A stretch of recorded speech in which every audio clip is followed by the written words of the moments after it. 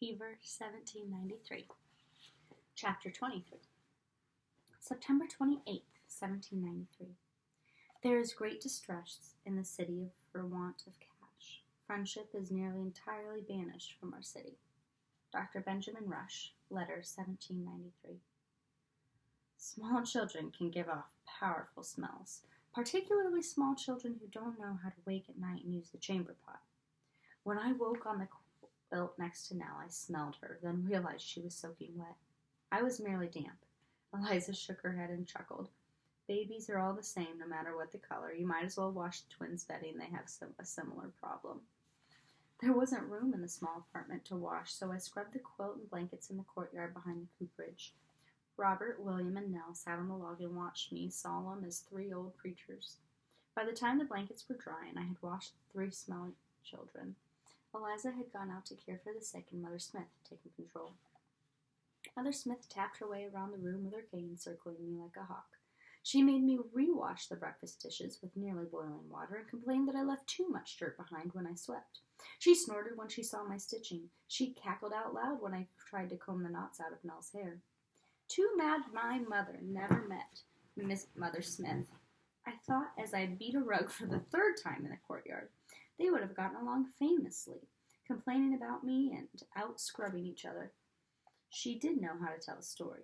I had to give her that. She sat in Eliza's rocker with the children at her feet and told a tale of magic buckets and flying ships. The children were enchanted.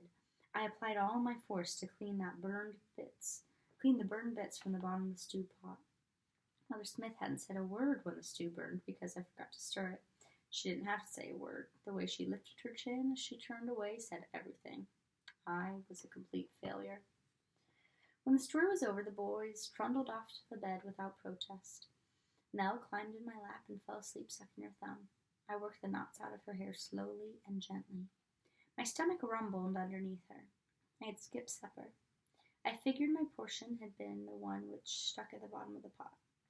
Mother Smith pulled her shawl on and prepared to leave. Do you think Eliza's all right? I asked. Shouldn't she have come home before dark? The pain doesn't always go away at sundown, Mother Smith said. Eliza will stay where she's needed. Nell stirred and patted her back, and I patted her back.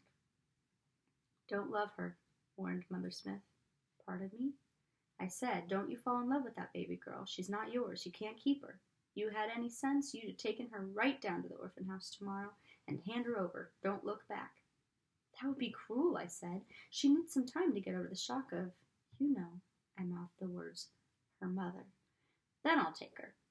Mother Smith shook her head. You're not doing her any favors. Fact is, you're making it harder on her.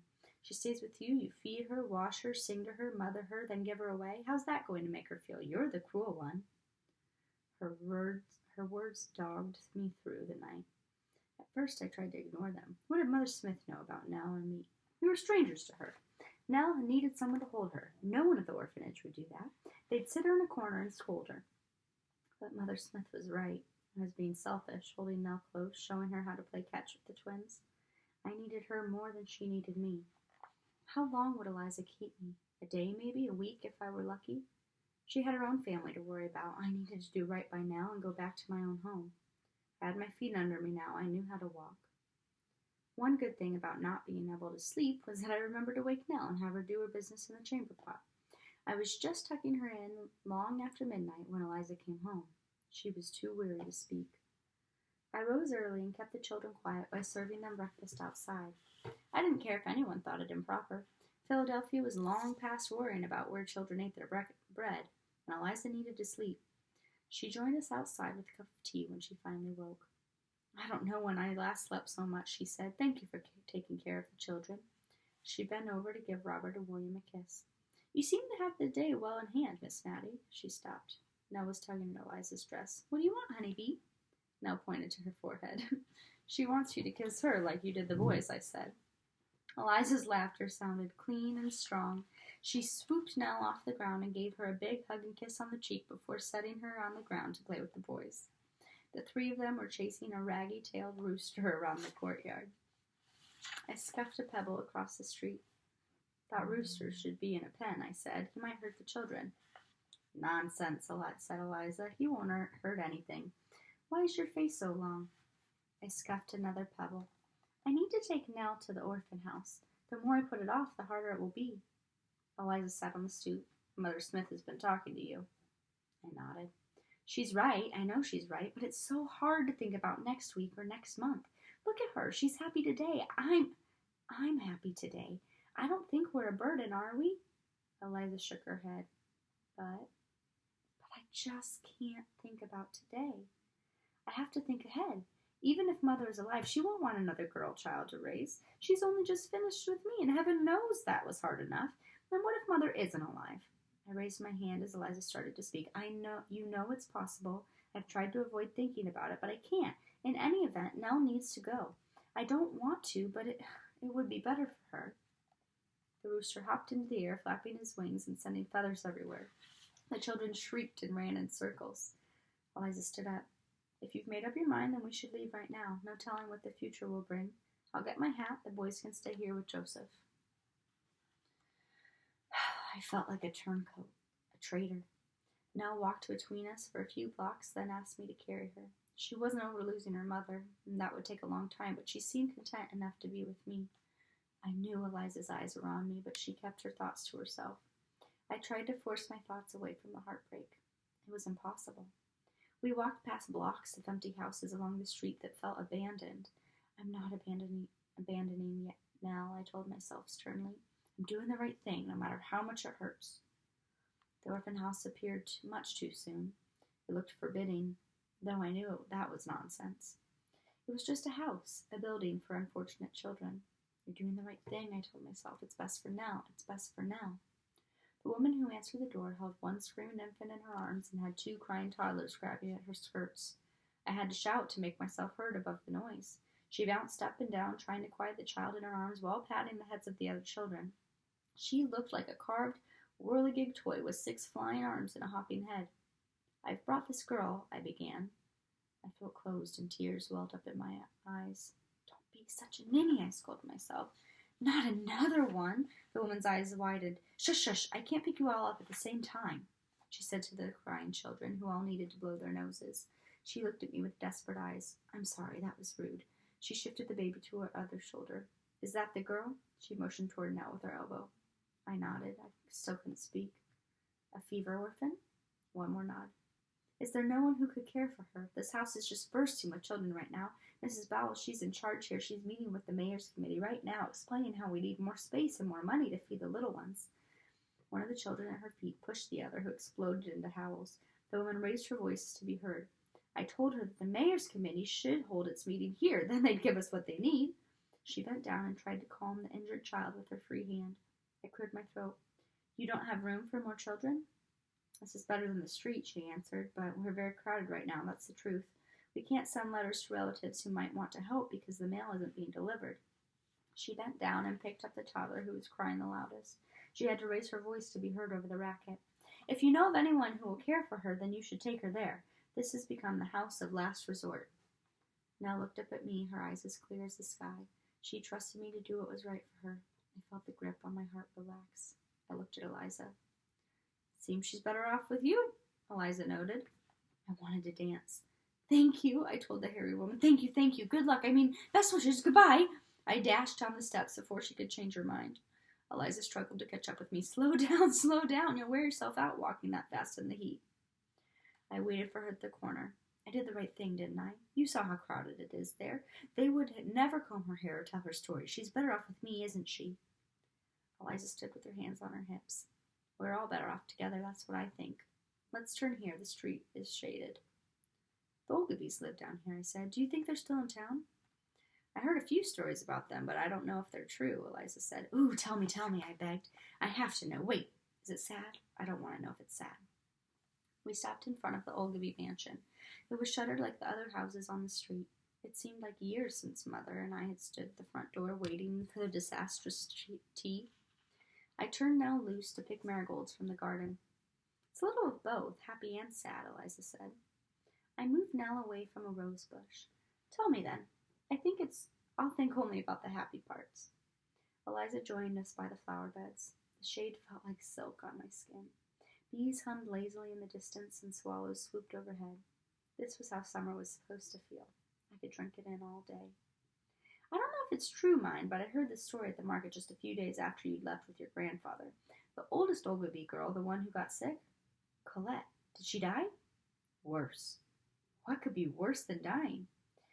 You wouldn't think it was worse, but her mama sure did. Miss Colette came down with an awful case of the fever, and you know how they are. They call in this doctor and that doctor, spend money, fuss, and holler. Nothing helps. The girl is burning up. The whole family gathered at her bedside thinking she's going to Jesus. Then she sits up straight in bed and starts screaming for Louis! Louis! Turns out this Louis is her husband. But wasn't she engaged to Roger Garthing? Mm-huh. And listen, this Louis was her French tutor.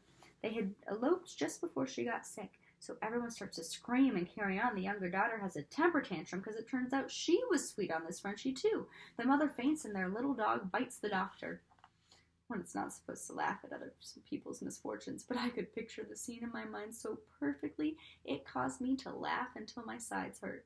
Oh, gracious, I shouldn't. Please tell me no one died. Eliza laughed. No, they're all alive and making each other miserable. It's too spiteful to die, if you ask me. They moved into some relative's house in Delaware. Poor things, the relatives, I mean. And Louis, the son-in-law, is with them. I heard Miss Colette sat herself in the middle of the street and refused to budge until her mother agreed that he could come with them. Now stir your bones. That's enough storytelling and idling for one day. She peered down the street. Let's go home. We decided to stay on the cool street as long as we could. Nell skipped between us, seemingly free of worries and concern. I was going through all the families I knew, trying to think of someone who might want to take in an adorable imp. Trouble was, I had no way of knowing which families still had parents. Nell stooped to pick up a daisy on the sidewalk. She held it up to me with a smile, and I tucked it into her hair. We took another step, and she found another daisy laying on the ground, not growing there. As I stood puzzling, 3 daisies floated through the air. Nell put her hands up to catch them and spun around laughing. Eliza, we've had strange weather this summer, but I've never known daisies to fall from the sky. We looked up. The houses around there had their shutters closed. Wait, look there! I pointed to a second-story window. The shutters were open a crack, and an unseen hand was pushing out daisies one by one. Well, I never, began Eliza. Do you think they need help? I asked. They have the strangest way of showing it, answered Eliza. She went up to the front door and knocked. No one came to the door, though we could hear people moving within and talking. I guess they don't want company. Might as well be on our way. Wait. I looked up and down the street to get my bearings. This is the painter's house, Mr. Peel. You know, the one who gave all those strange names to his poor children, Rubens, Raphael, Rembrandt, and I don't know what other nonsense. Daisies fluttered to my feet. Eliza's eyes widened. That boy's apprenticed here, isn't he? She asked. She knew full well the answer. I looked up at the window. The shutter opened a bit wider, and a handful of flowers drifted down. Something fell and crashed inside the house. Then the shutter closed quickly. We should leave, advised Eliza. He has a knack for getting in trouble. I slowly helped Nell gather the flowers. I thought I saw a shadow move behind an unshuttered downstairs curtain. A tall, lean shadow. My heart tripped over the thought of Nathaniel Benson, and I smiled in spite of myself. He was alive and still sending me flowers. If I hadn't been carrying Nell, I think I could have skipped all the way back to Eliza's. There was no more talk of returning me to the coffee house or finding a different home for Nell. Joseph and Eliza agreed that I couldn't live alone, not with the deserted streets as dangerous as the crowded sick rooms. We didn't talk about what would happen after the fever. Eliza promised we would find my mother or learn her fate as soon as the epidemic was over. We didn't talk about Nell. We just loved her. 2 days later, Mother Smith sent word that she had to help a family of 8 that had lost their mother. 8? She's going to take care of 8 children? I was stunned. If Mother Smith put her mind to it, she could take care of 50. I have no doubt about that at all, answered Joseph. He was sitting up at the table and making quick work of the fried eggs and cornbread Eliza set before him. His strength was returning along with his appetite. I took the bread from my plate and broke it into 3 pieces, which I handed to the twins and Nell. Every day, more towns prohibit travel to or from Philadelphia. Even prices higher than any in memory couldn't tempt farmers into the city with fresh food. I tried not to eat more than I absolutely had to. I tightened the drawstrings on my skirts a bit more every morning. I was going to send the old lady home today if she had turned up, Joseph continued. Robert climbed into the lap. I'm strong enough to make my way around the house. Mother Smith doesn't have to worry about us no more. Do you want Maddie to stay with you? Eliza asked as she wiped off William's sticky fingers and held out the rag to her brother. Nell held up her hands for me to clean. I brushed them off on my skirt and stood up to clear away the dishes. There's little enough business right now, Joseph said as he took the rag to wipe jam off Robert's face. I think I can control this terrible trio for a bit. Folks out there need all the help they can get, even if it does come from a skinny white girl. I swallowed hard. Was I really that useless?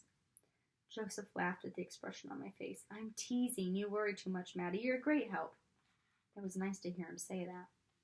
Robert squirmed away from the rag, but his father caught him and cleaned off most of the mess before he sat his son on the floor. Robert raced William into the bedchamber. Nell toddled behind them. Eliza dusted the crumbs from the table into her hand. If you don't need her here, then yes, she can be a great help. We need every strong back we can get. She can come with me. I'll have to see what she gets to do next in chapter 24.